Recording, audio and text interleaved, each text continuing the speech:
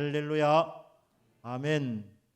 승리의 삶을 살기를 원하는 저와 여러분에게 오늘 이 말씀이 승리를 가져다 주는 복된 말씀이 되기를 주 예수님의 이름으로 축복합니다. 아멘. 오늘 본문 8절에 보면 다윗이 기름 부음을 받아 온 이스라엘의 왕이 되었다는 소문이 퍼져나갑니다. 블레셋 사람들도 이 소문을 듣습니다. 블레셋 사람들에게 다윗은 요주의 인물입니다. 블레셋은 유명한 장군이 있었는데 골리앗 장군이었습니다. 그의 키를 소개하는데 2m 75cm 정도 됩니다. 지금 70, 80 인구 가운데 제일 키가 큰 사람이 2m 50을 넘어가지 못합니다. 그 당시에 2m 75cm다. 괴물입니다. 거인 중에 거인이었고 장군 중에 장군이었습니다. 블레셋 사람들에게 자랑스럽게 여기는 나라의 영웅이었습니다. 그런데 이 블레셋 사람들이 그토록 자랑스럽게 여기는 이 골리앗이 어느 날 갑자기 비참하게 패배를 당합니다. 살해를 당합니다. 누구한테?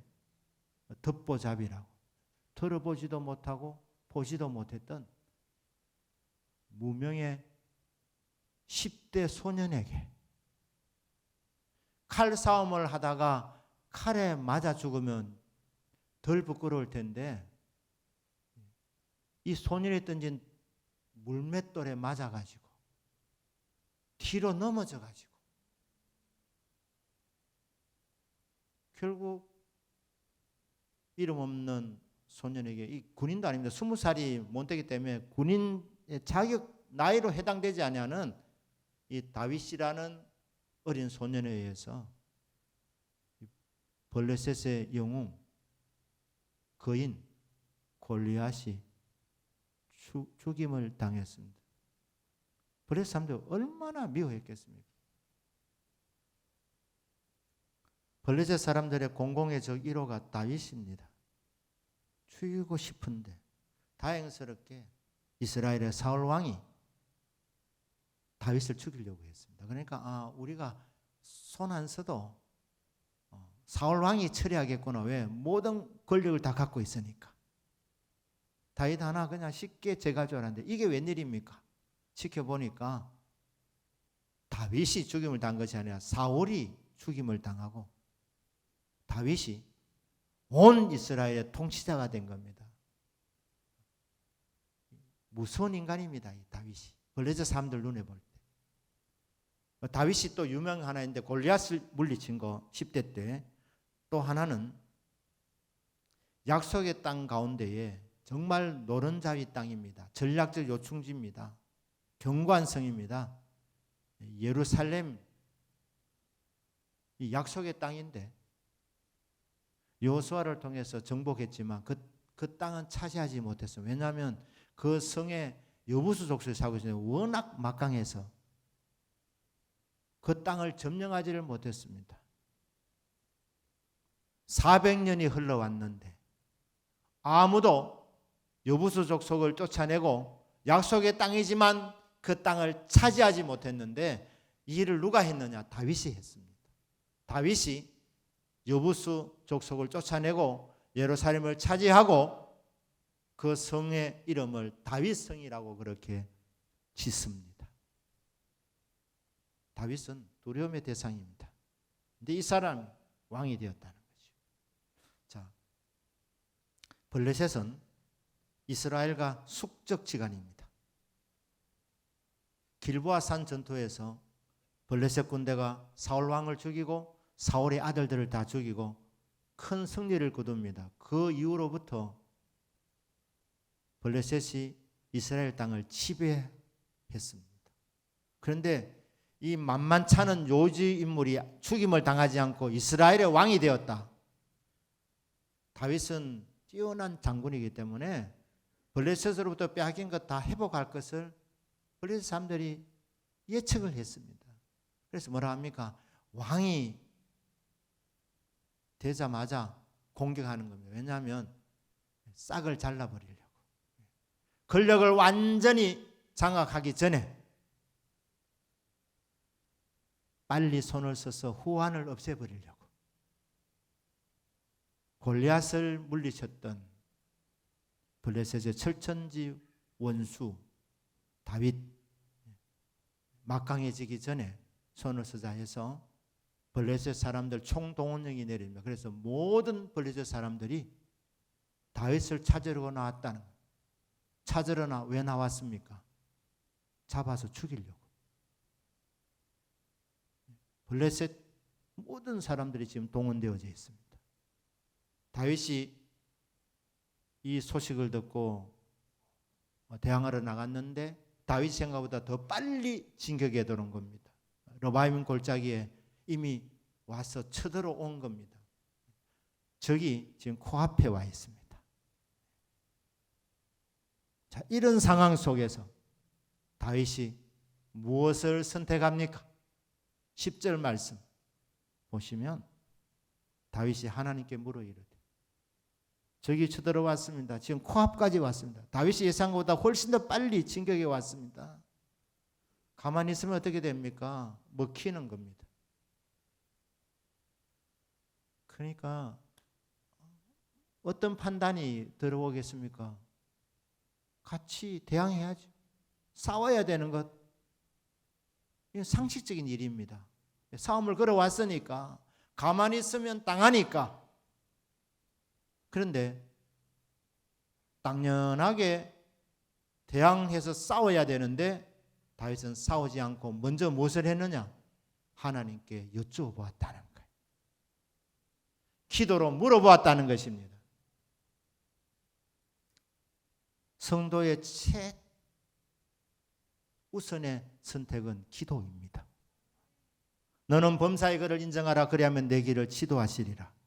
잠언서 3장 6절 말씀입니다. 모든 일에 하나님을 인정해라. 하나님의 인도를 구해라. 방법은 기도입니다. 기도로 네 머리 의지하지 말고 네 명철 믿지 말고 네 실력 믿지 말고 모든 일에 하나님의 인도하심을 바라며 먼저 주님께 여쭤봐라. 기도로 물어봐라. 그리하면 답 주신다.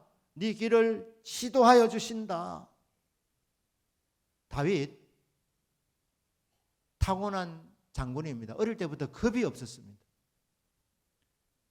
사자가 나타나서 양을 빼앗아가면 쫓아가가지고 사자하고 싸움질했던 다윗입니다.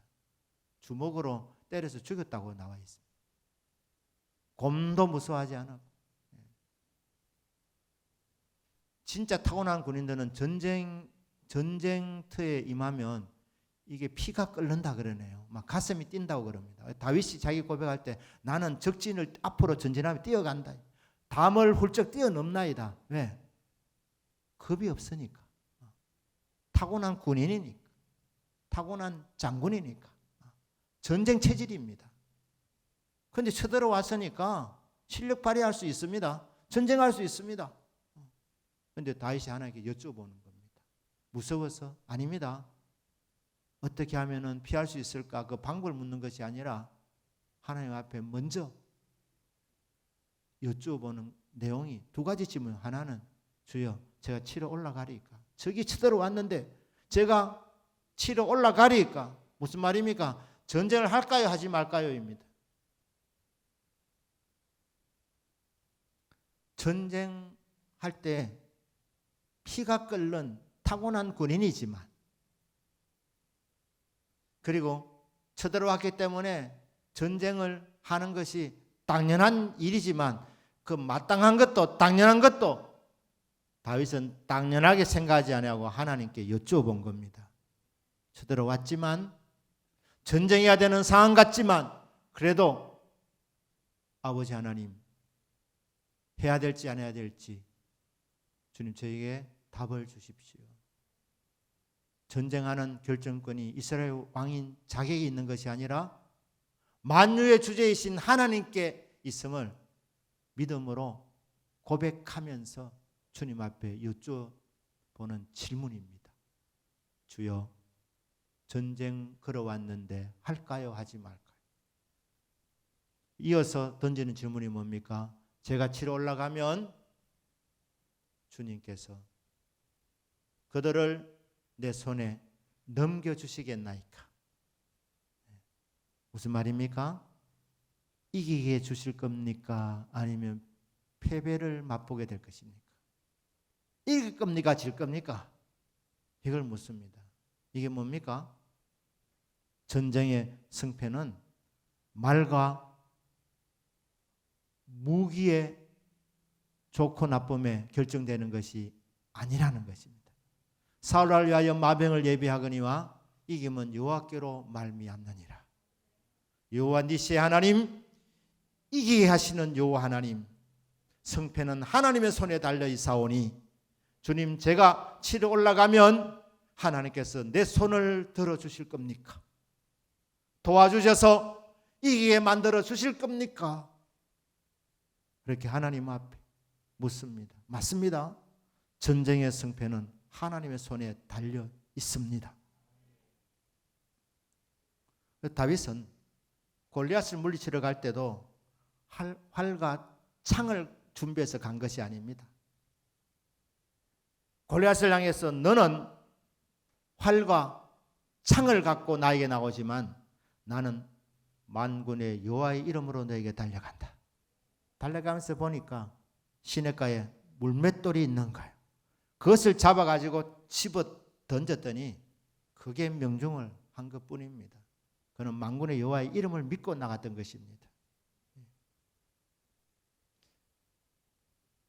그렇게 하나님 앞에 여쭤보았더니 하나님이 답을 주십니다. 올라가라. 전쟁하라는 말입니까? 하지 말라는 말입니까? 전쟁하라는 답이 왔습니다. 그리고 말씀합니다.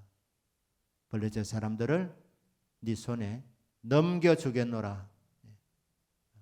이긴다는 말씀입니다. 응답받고 간 겁니다. 우리 성도님들은 기도로 살아가는 인생들입니다. 네 명철을 의지하지 마라. 네 재주 의지하지 마라. 너는 범사의 글을 인정해라. 기도로 여쭤봐라. 그리하면 하나님께서 네 길을 지도해 주신다. 인도해 주신다. 하나님의 약속입니다. 그래 기도로 여쭤보았더니 하나님께서 답을 주셨습니다. 올라가면 이긴다. 그래서 11절에 이에 무리가 다윗이 순종했다는 겁니다. 무리가 바알브라심에 올라갔더니 다윗이 거기서 그들을 치고 다윗이 이르되 하나님이 물을 쪼갠같이 내 손으로 내 대적을 흩으셨다 하므로 그곳 이름을 바알브라심이라 부르니라. 바알 주라는 뜻입니다. 흩어버리는 주라는 뜻입니다. 그러니까 하나님이 이 전쟁에 개입해 주셔서 파죽지세로 그냥 다 밀어붙이게 하십니다. 적을 그냥 다 흩어버리신 거예요. 그래서 그것을 기억하도록 그곳 이름을 바알브라심이라, 흩어버리신 주라고, 주님을 기억하도록 이름을 지었던 것입니다. 만군의 여호와의 이름을 의지하고 주님께 기도로 여쭤보아서 주님께서 하라고 하시는 대로 하면 여호와 니시 하나님께서 우리에게 승리를 주십니다. 놀라운 승리를 거두었습니다.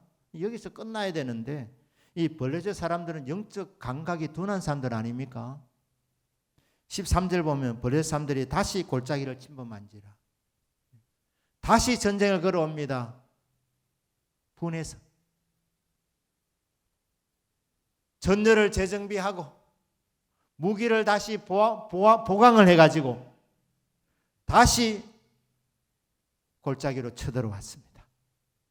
자, 한 번 이기고 나면 마음이 좀 느슨해질 수 있습니다.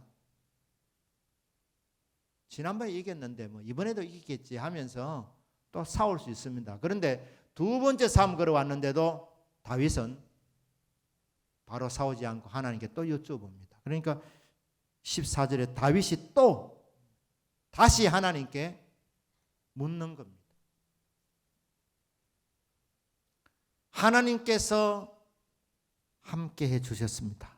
하나님이 이겨 주셨습니다. 이게 확실하게 믿어지는 사람은 그 이후에 어떤 일이 일어나더라도 그때도 하나님께서 하시도록 하나님께 먼저 기도로 여쭤보는 겁니다. 내가 나가는 게 아닙니다. 내 실력 발휘하는 시간이 아니라 이 말입니다.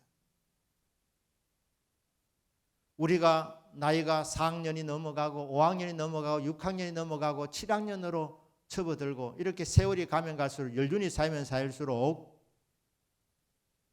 경험이 많다 보니까 스스로 어느 정도 판단을 해서 결정을 혹 내릴 수가 있습니다. 우리 성도님은 날이 가면 갈수록 우리 마음이 더 순수하게 하나님 한 분만 의지할 수 있기를 축복합니다. 자기 경험, 자기 지식 부인하고 어린아이 같은 심령으로 주님께 여쭤봐야 됩니다.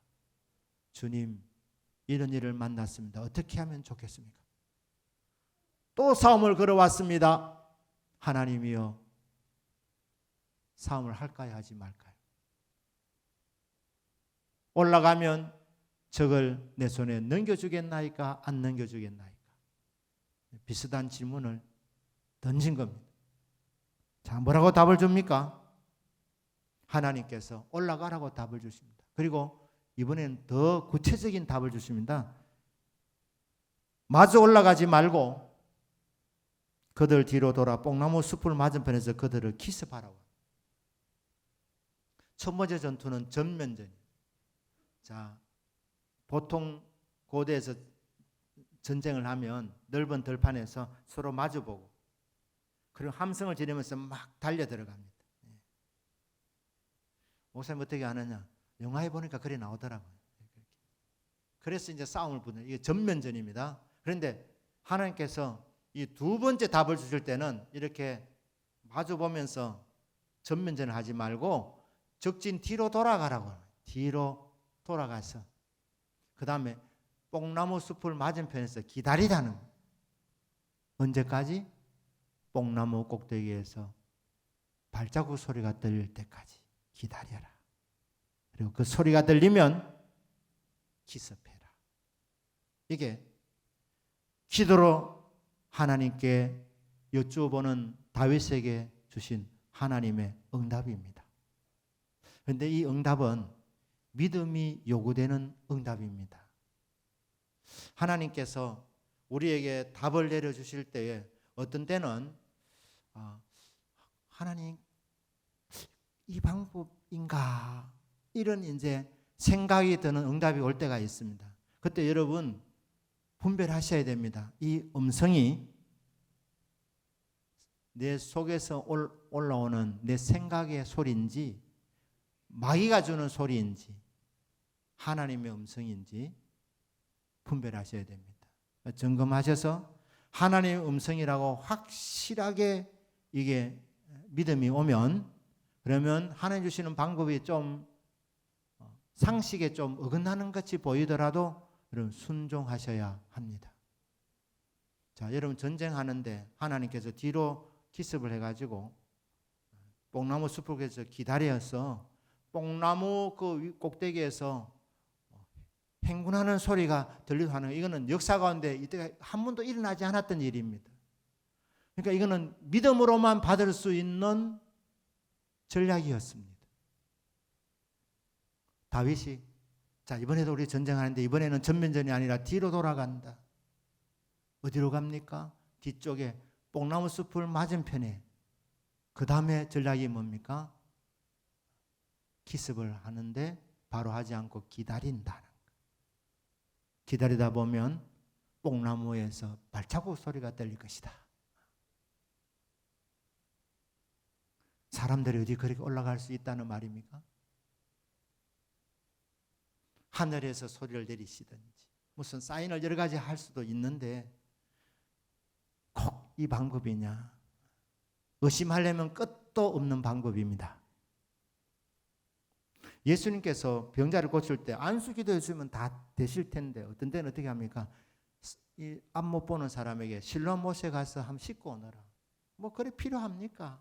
앞 못 보는 불편한 사람에게 누가 부축해서 그 데려가야 될 건데 그럴 것 없이 그냥 바로 안수하면 되는데 하나님 어떤 때는 특이한 방법을 그렇게 제시하는 거예요. 순종하는 모습을 보기를 원하는 거예요. 갔다 오고 고쳐주시는 거예요. 바로 안수기도하지 않고 어떤 소경은 진흙에다가 주님이 막 침을 막 발라가지고 그리고는 눈에 막 발라주시고 그래 안수기도 하시고 하나님께서 때로는 특이한 방법을 하시는 거예요. 그러니까 이 두 번째는 특이한 방법을 하나님이 하신다는 거예요. 그 믿음이 없으면 질문하잖아요. 혹시 뽕나무에서 소리 안 들리면 어떻게 합니까? 안 들리면 안 되는 거죠. 자, 이렇게 음성을 듣고 그 음성을 믿고 순종해 나아갔습니다. 16절 보시면 이에 다윗이 하나님의 명령대로 행하였다. 하나님 말씀하신 그대로 믿고 순종했다는 것. 다윗이 한 게 뭡니까? 두 번째 전도는 첫째 기도로 여쭤보았다는 것. 그래서 두 번째 하나님께서 방법을 주셨다. 이렇게 전쟁해라. 그게 역사 가운데 한 번도 일어나지 아니했던 특이한 방법이었지만 다윗은 믿고 그대로 순종해 나가서 뒤로 돌아가지고 뽕나무 숲을 맞은편에서 기다리고 있었더니 진짜 뽕나무 그 꼭대기에서 발자국 소리가 들린 겁니다. 그래서 순종해서 기습을 했습니다. 우리는 모든 일을 주님께 기도로 여쭤봐야 됩니다. 그리고 주님이 답을 주시면 그대로 믿고 그 방법대로 순종해 나가야 합니다. 제가 성결 쭉 통독해 나가면서 이 기름 부은 고레스에 대해서 우리 성도님들에게 한번 위로해 줘야 되겠다, 축복해 줘야 되겠다. 이사야 45장 말씀을 제가 작년에 준비를 하고 왜 코로나로 너무 힘들어하니까 우리 성도님들 가운데 자영업을 하시는 성도님들에게 용기를 주려고 사업하시는 분들, 장사하시는 분들에게 그 나아가서 모든 성도님에게 기름 부음이 있도록 그런 이제 취지에서 말씀을 준비하고 제가 이 설교를 송구영신 예배 때 하려고 했었습니다. 송구영신 예배 때. 그래서 이제 주님 이 말씀을 준비했는데 제가 설교를 할까 하니까 아니라는 감동이 오는 거예요. 아니라. 해가 넘어갔습니다. 2022년도가 되었습니다. 첫 주는 표를 따라 설교해야 되니까 했고 둘째 주에 이 말씀 할까요? 아니라. 셋째 주 아니라. 넷째 주, 다섯째 주 아니라. 2월 달도 아니라. 첫째 주, 둘째 주, 셋째 주. 2월 27일 주일을 앞두고 있는데 이 말씀 하라는. 이 말씀을 설교하라고. 기름 부음 받은 고레스에 대해서 설교해라. 대통령 선거를 앞두고. 그래서 제가 이 말씀 적용을 우리 성도님들에게 여러분 한 분 한 분이 고레스라고 그렇게 제가 이제 말씀을 주려고 그렇게 준비를 했었는데 그래서 제가 주님께 여쭤봤죠. 주님 그러면 이번 대통령 선거에 출마한 사람 중에 고레스 같은 사람이 있다는 말입니까? 제가 이렇게 물었어요. 주님. 그러니까 이런 감동이 왔습니다. 아무 소리 하지 말고 설교해라. 오해를 줄 수 있는 부분이기도 합니다만은 2월 27일 날 제가 이제 고레스 설교를 했습니다. 설교를 믿음으로 선포하고 집에 와서 나중에 이제 뉴스를 듣는데 저는 이번 대통령 선거가 우리 성도님 말씀에 굉장히 우리 대한민국의 장래가 결정되는 중요한 선거로 그렇게 보였기 때문에 아마 우리 성도님도 아마 다 그렇게 생각했을 겁니다. 그런데 이제 정권 교체를 하려면 단일화가 돼야 된다는 생각이 있었습니다. 왜? 이 권력을 잡은 분들의 수단과 방법이 무궁무진하기 때문에 이게 뭐 여론이 앞서가 있다 하더라도 알 수 없는 겁니다. 그래서 단일화가 돼야 되는데 설교하고 와서 나중에 오후에 뉴스를 들어보니까 단일화가 결렬됐다는 거예요. 그러면 이게 질 수도 있는데 이런 생각이 드는 겁니다. 순간적으로 당황이 왔습니다. 그런데 제가 그때 순간적으로 묵상하면서 감사했던 내용이 바로입니다. 하나님, 그럼에도 불구하고 주님께서 설교하라는 그대로 순종할 수 있어서 감사드립니다. 결과는 주님께 맡깁니다.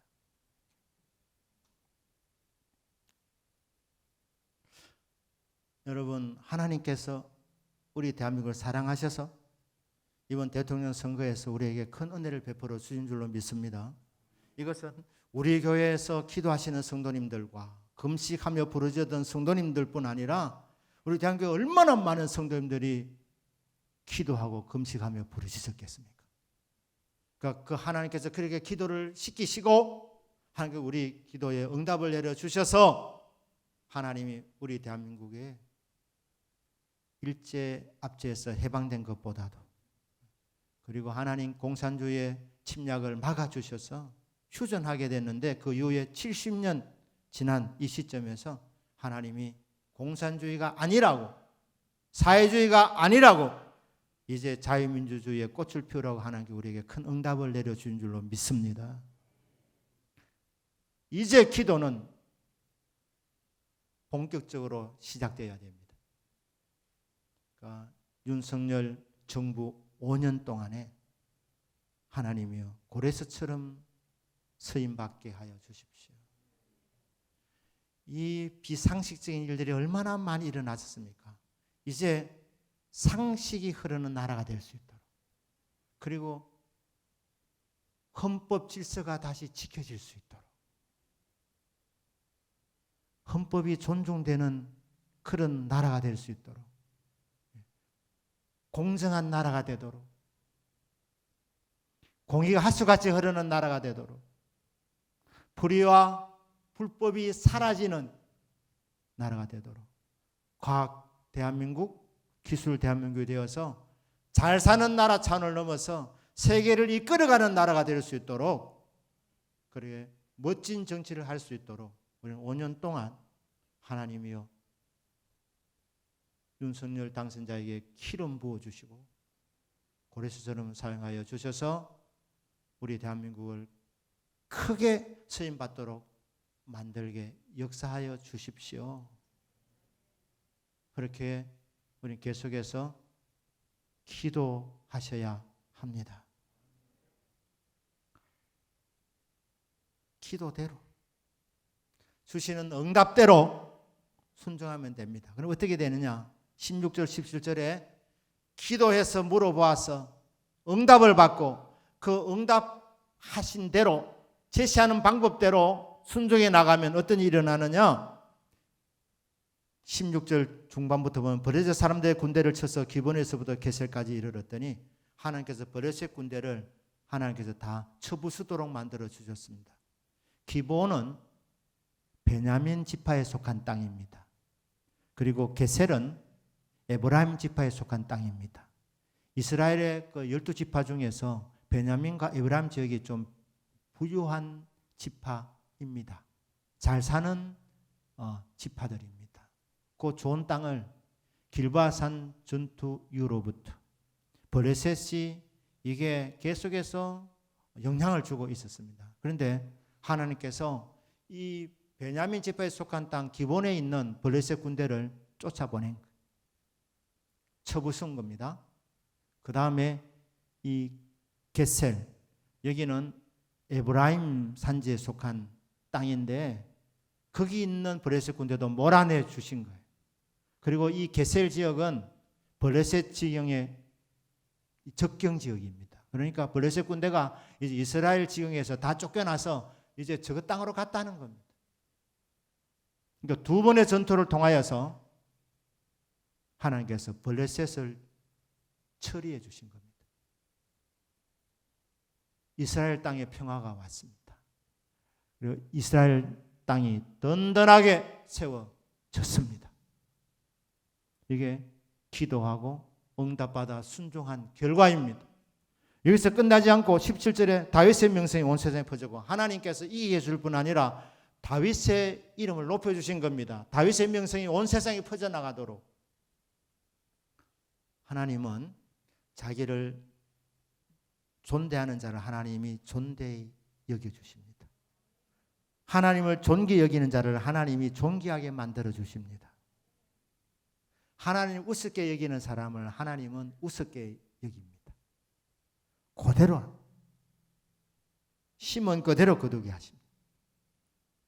그러니까 다윗이 모든 일을 하나님께 의논하면서 하나님의 인도를 믿었단 말이에요. 여호와는 나의 목자이십니다. 내 길을 인도해 주십시오. 그렇게 하면서 하나님을 높여드렸더니 하나님께서 다윗을 높여주신 겁니다.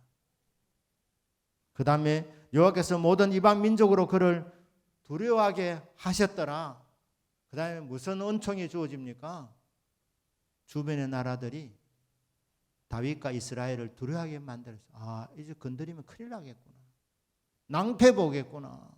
두려움을 준 거예요. 사방의 나라들이 이스라엘을 두려워하게 하나님 만들어 주셨다. 첫째는 승리 있게 하셨고, 두 번째는 다윗의 이름을 높여주셨고, 세 번째는 주변 나라들이 다윗을 두려워하게 떨게 만들었다. 그래서 아예 전쟁을 걸어오지 못하게 만들었다. 이게 기도하고 순종하는 자에게 주시는 결과물입니다. 기적을 경험하고 싶으십니까?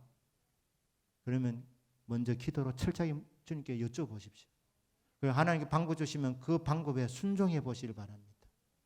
내 의견과 안 맞아도 주님 음성이 확실하면 그대로 순종하는 겁니다. 이 달지 않고 그대로 하는 겁니다. 그래 하면 기적을 경험합니다. 승리를 맛봅니다. 하나님 그 사람을 존귀하게 높여주십니다. 우리 결혼을 앞둔 우리 청년들 만났는데 이성이 마음에 드시면 바로 결혼하는 거 아닙니다. 마음에 들어도 하나님께 여쭤보셔야 됩니다. 하나님 마음에 드는데 하나님이 준비해 놓으신 배필 맞습니까? 여쭤보셔야 되는 거예요. 응답 받고 움직이셔야 됩니다. 안 물어보고 그냥 마음에 든다고 결혼을 덥석하시면 어떻게 되느냐? 나중에 대가를 지불하게 됩니다. 하나님 도움 없이도 될 수 있다고 생각하니까 그 하나님 우습게 여기는 건 아닙니까? 먼저 여쭤보라는 게 기도로. 여러분의 인생은 내 계획과 내 생각을 따라 하는 게 아닙니다. 하나님께 여쭤보는 거예요. 하나님께서 주님 제가 어떻게 하면 좋겠습니까? 하나님께서 공무원 되라. 이 응답 오면 열심히 공부하시면 됩니다. 공무원 되라는 게 부모님의 소원이니까 부모님이 시키니까 하는 거 거의 아니고 성도는. 내가 그 정도는 돼야 되니까 이런 마음으로 내 욕망을 채우기 위해서 하는 게 아니고 주님께 여쭤보아서 주님이 하라고 하는 거 하면 됩니다. 주님이 하라고 하는 부분 열심히 하시면 결과물이 나오게 되어 있습니다. 청년들뿐 아니고 우리 성도님들 70이 되셔도 이제는 이제 내가 알아서 다 할 수 안 있나 그런 게 어디 있습니까? 주님께 언제나 자기를 부인하고 하나님께 여쭤보고 주님이 기도에 응답 주시는 대로 주님이 방향 제시해 주는 대로 그렇게 하는 겁니다. 그래 하면 반드시 결과물이 나옵니다. 바람직한 결과물이 나옵니다. 기적을 경험합니다. 승리를 경험합니다. 저와 여러분의 남은 생에 기도와 순종을 통하여 승리를 경험하고 기적을 경험하는 우리 모두가 되기를 주 예수님의 이름으로 축복합니다. 아멘. 우리 기도하겠습니다.